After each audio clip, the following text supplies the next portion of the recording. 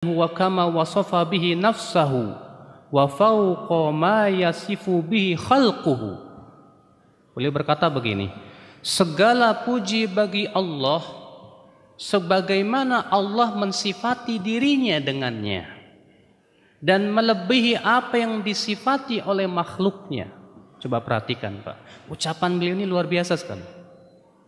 Beliau mengatakan segala puji bagi Allah sebagaimana Allah mensifati dirinya. Maksudnya kata beliau, kita sebagai makhluk hendaklah mensifati Allah sesuai dengan apa yang Allah sifati dirinya dalam Al-Quran dan hadis. Jangan sifati dengan akal kita. Jangan sifati dengan pendapat kita. Kalau misalnya misalnya ada orang berkata begini, Allah wajib punya sifat begini dan mustahil punya sifat begini. Lalu ia tentukan sendiri. Ya, sifat wajib bagi Allah ada 20, wujud, qidam, baqa, mukhalafatun lil hawadisi, dan pokoknya cuma 20 aja, nggak boleh lebih. Waduh, ngatur banget sama Allah Pak, namanya Pak. Ya. Bayangkan Pak, ya. Kita dulu juga, saya juga dulu belajar, katanya sifat Allah yang wajib hanya 20. Nggak boleh lebih dari 20. Ajib.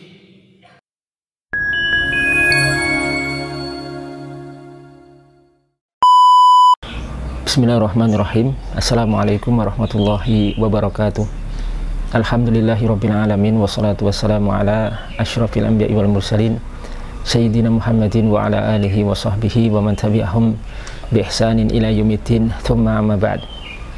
Teman-teman sekalian yang dimuliakan Allah Subhanahu wa taala, ada sebagian pihak yang mengkritisi bahkan sebagian menyesatkan atau menolak ya konsep teologis Ahlus Sunnah wal Jamaah tentang masalah sifat 20 bagi Allah Subhanahu wa taala. Ini satu hal yang sangat memprihatinkan sekali ya, menunjukkan akan ketidakpahaman mereka tentang masalah ini. Jadi seringkali mereka itu menghakimi sesuatu dengan asumsi pribadi, yang asumsi itu tidak pernah ada pada fakta yang sesungguhnya. Kalau mereka meyakini sifat 20, atau maaf, kalau mereka menolak sifat 20 ya, kalau mereka menolak sifat 20 itu, kalau maksud mereka mengkritisi sifat 20 karena menolaknya, itu kafir. Kalau menolak sifat 20 itu kafir. Jangankan kok sifat 20, satu sifat saja itu udah kafir. Karena sifat 20 itu berisi tentang sifat-sifat Allah Subhanahu wa taala. Misalkan seorang na'udzubillah menolak sifat 20. Jangankan kok 20, satu saja sudah kafir. Murtadun an dinil Islam, murtad dari agama Islam. Misalkan seorang menolak sifat 20 itu, misalkan sifat wujud. Allah itu mawjud, Allah itu ada. Nah, kalau seorang itu menolak Allah itu ada, berarti dia seorang ateis, seorang yang tidak percaya adanya Tuhan. Maka kafir orang seperti ini karena dia menolak keberadaan Tuhan. Ya, salah satu sifatnya apa? Mawjud, Allah itu wujud. Atau dia menolak sifat misalnya qiyamuh binafsih, Allah Subhanahu wa taala itu berdiri sendiri. Lalu bagaimana kalau ini ditolak? Berarti Allah itu ada dengan diadakan oleh pihak lain. Itu juga kufur. Makanya menolak sifat 20 itu apa? Kalau maksudnya menolak di sini ada mengingkari sifat 20 yang sudah ma'ruf dalam konsep teologis Ahlus Sunnah wal Jamaah, maka tidak dilakukan. Orang seperti ini adalah kafir, keluar daripada Islam. Tapi kalau yang dimaksud sifat 20 itu ditolak oleh sebagian orang tadi, dalam arti sifat 20 itu misalkan dituduh sebagai pembatasan, ya kan begitu biasanya. Allah Subhanahu wa taala atau Ahlus Sunnah wal Jamaah dituduh membatasi sifat Allah Subhanahu wa taala hanya pada jumlah 20 sifat saja.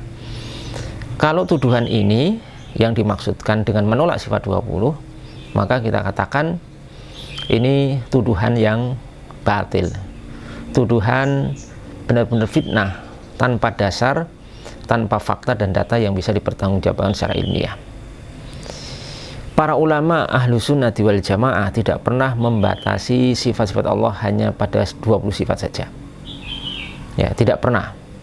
Tapi sifat 20 itu disebutkan oleh para ulama ahlu sunnati wal jamaah adalah dalam rangka menyebutkan sebagian sifat-sifat Allah Subhanahu wa Ta'ala, ya, yang diketahui, ya, yang dijelaskan oleh Allah Subhanahu wa Ta'ala, yang sifat 20 itu merupakan pokok-pokok sifat-sifat Allah Subhanahu wa Ta'ala yang tidak terbatas.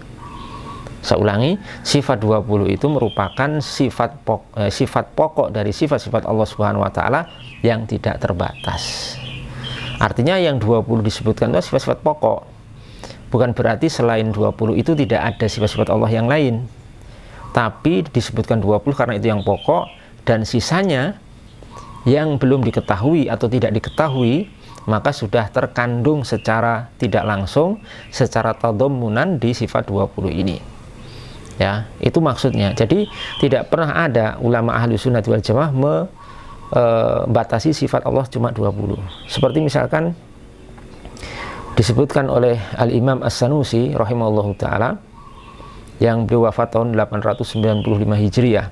Di situ Al-Imam As-Sanusi dalam Aqidatus Sughra menyebutkan, famimma yajibu li maulana azza wa jalla ishruna sifatan.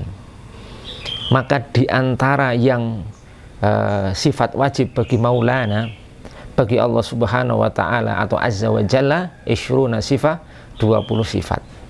Ya, perhatikan kalimat wa mimma yajibu, ya, wa mimma, dan di antara. Di situ min di situ maksudnya apa? Min tabi'iyah, min yang menunjukkan sebagian. Jadi kalau diterjemahkan itu adalah dan di antara, begitu ya. Maka di antara sifat-sifat yang wajib bagi Allah Azza wa Jalla adalah 20 sifat. Jadi itu menunjukkan di antara artinya sebagian. Dan yang disebutkan sifat 20 itu adalah merupakan sifat yang pokok. Yang pokok, yang selainnya adalah sudah terkandung secara tidak langsung dalam 20 sifat tersebut. Kita sangat tahu, ahlu sunnah wal jamaah sangat tahu sekali, ya, dari kalangan Asy'ariyah, Maturidiyah wal Athariyah, mereka sangat tahu sekali bahwa sifat-sifat Allah Subhanahu wa Ta'ala itu tidak terbatas. Kita sangat tahu, para ulama ahlu sunnah wal jamaah juga sangat tahu. Jadi jangan dikira mereka tidak tahu atau bodoh dan seterusnya. Ya, kita amat sangat tahu berdasarkan sebuah hadis dari sahabat Abdullah bin Mas'ud radhiyallahu ta'ala anhu, di mana di situ Nabi Muhammad sallallahu alaihi wasallam sabda, ya, as'aluka bikulli ismin huwa lak sammaita bihi nafsak au anzaltahu fi kitabik au 'allamtahu ahada min khalqik au ista'tharta bihi fi ilmil ghaibi indaka. Dalam riwayat Ibnu Hibban, Imam Ahmad dan selainnya atau selain keduanya. Di mana di situ ini potongan hadis, ya, hadisnya agak banyak tapi potongannya itu. Nabi bersabda, aku meminta kepadamu ya Allah, bikulismin huwalak, dengan setiap nama yang engkau miliki, sammaita bihi nafsah, yang engkau menamakan dirimu dengannya, dengan nama tadi, ya, dengan setiap nama itu, au anzaltahu fi kitabik, atau telah engkau turunkan ia di dalam kitabmu, kitab sucimu, au 'allamtahu ahada min khalqik, atau engkau telah ajarkan itu kepada salah satu dari makhlukmu. Ini yang terakhir nih, au ista'tharta bihi fi ilmil ghaibi indak, atau tersimpan, ya, atau dia tetap tersimpan di dalam ilmu ghaib di sisimu. Nah, di sini dari kalimat terakhir ini, au ista'tharta bihi fi ilmil ghaibi indaka, ini menjadi dalil bahwa sifat-sifat Allah Subhanahu wa Ta'ala itu tidak terbatas, ya, tidak kita ketahui jumlahnya secara pasti, tidak terbatas, karena kemuliaan Allah Subhanahu wa Ta'ala itu tidak terbatas. Jadi memang tidak bisa dibatasi. Itu kita tahu, hadis ini merupakan dalil bahwasanya ilmu atau nama-nama Allah Subhanahu wa Ta'ala itu tidak terbatas. Kemudian juga Imam Sanusi rahimahullahu ta'ala menjelaskan pernyataan beliau dalam Aqidatus Sughra tadi, ya, famimma yajibu li maulana azza wa jalla ishruna sifah, bahwa di antara yang sifat wajib bagi maulana Allah Subhanahu wa Ta'ala itu adalah 20 sifat. Beliau jelaskan beliau jelaskan, disyarah oleh beliau sendiri rahimahullah. Beliau mengatakan apa? Asyara bimin tabi'iyah ila anna sifata maulana jalla wa azza al-wajibata la tanhasiru fi hadhihi al-ishrin. Ya, beliau menyatakan kalimat di atas mengisyaratkan, ya, pengarang mengisyaratkan dengan min tabi'iyah, min sebagian, min yang bermakna sebagian, mengisyaratkan kepada apa? Kepada sesungguhnya sifat daripada Maulana Azza wa Jalla, sifat Allah Subhanahu wa Ta'ala yang wajib itu adalah la tanhasiru, tidak terbatas fi hadhil ishrin, tidak terbatas hanya pada 20 sifat ini. Ya, paham enggak ya di sini ya, dipahami di sini. Kenapa? Idz kamalatuhu ta'ala la nihayata laha. Karena kesempurnaan Allah Subhanahu wa Ta'ala itu tidak terbatas. Kalau kesempurnaannya tidak terbatas, ya tidak bisa dibatasi dengan nama tertentu. Maka ini menjadi penjelasan bagi kita semuanya bahwa para ulama ahlu sunnah wal jamaah, salah satunya Imam Sanusi rahimahullah ta'ala, tidak pernah bermaksud dan tidak pernah membatasi sifat-sifat Allah Subhanahu wa Ta'ala hanya 20 nama-nama Allah, sifat-sifat Allah Subhanahu wa Ta'ala hanya 20 sifat saja. Tidak pernah membatasi hanya 20 sifat saja. Ya, karena tadi sudah disebutkan wa mimma yajibu li maulana, sifat 20 itu adalah sebagian saja, bukan merupakan pembatasan. Karena kesempurnaan Allah itu tidak terbatas. Lakin al-ajzu an ma'rifati ma lam yusab alaihi dalilun aqliyun wala naqliyun la tu'akhadhu bihi bi fadlillahi ta'ala. Akan tetapi ketidakmampuan seorang untuk ma'rifah, untuk mengetahui apa yang belum dijelaskan oleh dalil secara akli ataupun secara nakli, maka tidak akan seorang itu kemudian disiksa dengan ketidaktahuan itu dengan keutamaan dari Allah Subhanahu wa Ta'ala. Artinya nama-nama Allah Subhanahu wa Ta'ala yang tidak disampaikan ke kita dan kita tidak tahu itu banyak sekali. Bukan hanya 20, di luar itu masih banyak sekali, tidak terbatas. Kita tidak membatasi sifat-sifat itu. Nah, yang kita ketahui 20 sifat, ya, kemudian itu kita pahami.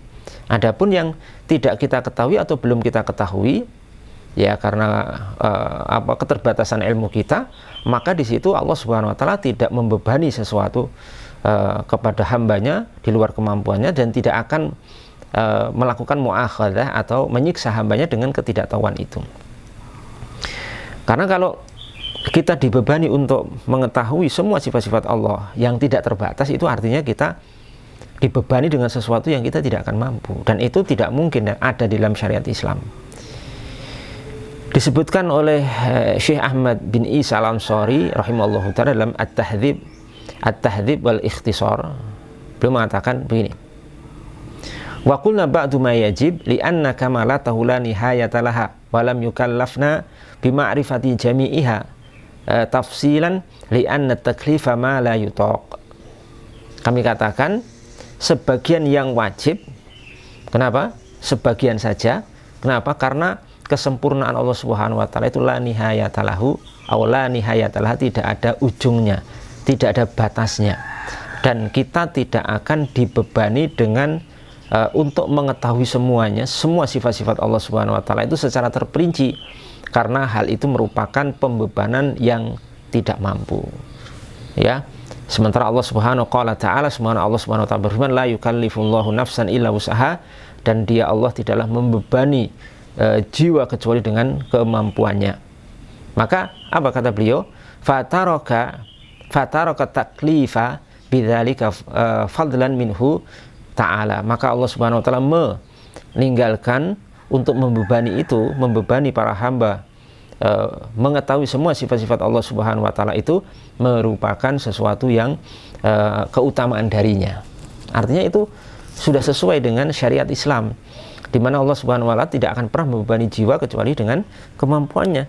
Yang kita mampu, yang kita ketahui secara dalil, secara nakli ataupun akli, itu yang kita ketahui. Yang tidak kita ketahui tentu masih sangat banyak, dan tidak terbatas, dan itu tidak dibebankan kepada kita. Teman-teman sekalian yang dimuliakan Allah Subhanahu wa taala, dengan keterangan ini jelas sekali bahwasanya tuduhan bahwasanya ulama ahlu sunnah wal jamaah itu membatasi sifat Allah Subhanahu wa taala hanya 20 sifat, ini tuduhan yang tidak benar. Ini tuduhan batil, bahkan ini termasuk fitnah kepada ulama ahli sunnah wal jamaah. Ya. Kalau yang dimaksud mereka tolak itu sifat 20 itu mereka tolak sifatnya, maka mereka kafir. Ya. Tapi kalau yang mereka tolak adalah pembatasannya, maka itu pun salah. Ya, itu salah dan itu tuduhan murni tanpa dasar, tanpa bukti dan fakta yang bisa dipertanggungjawabkan secara ilmiah dan nanti di hadapan Allah Subhanahu wa taala. Oleh karena itu, nasihat kami kepada siapapun, hendaknya kita sebelum berbicara dalam tema tertentu, dalam isu tertentu yang berkaitan dengan madhab ahlu sunnati wal jamaah, wabil khusus madhab masalah akidah ini, hendaknya memahami perkaranya dengan baik, dengan benar, dengan detail, ya, dan dengan fakta dan data yang bisa dipertanggungjawabkan. Jangan sampai seorang itu bermudah-mudah menyalahkan saudaranya sama muslim, menyalahkan para ulama hanya bermodal asumsi pribadi, ya, yang asumsi itu dia bangun sendiri, dia pahami sendiri, yang tidak sesuai fakta yang sesungguhnya, kemudian asumsi pribadi itu digunakan untuk menyalahkan orang lain. Padahal orang lain tidak pernah melakukan dan memahami asumsi yang dia pikirkan itu. Jadi ini sudah salahnya double-double ya, membuat asumsi sendiri yang keliru, kemudian asumsi yang keliru itu dilemparkan untuk menyalahkan saudaranya, bahkan menyesatkan saudaranya sesama muslim dari kalangan ahlu sunnati wal jamaah. Semoga penjelasan ini bermanfaat untuk kita semuanya. Wabillahi taufiq wal hidayah. Wassalamualaikum warahmatullahi wabarakatuh.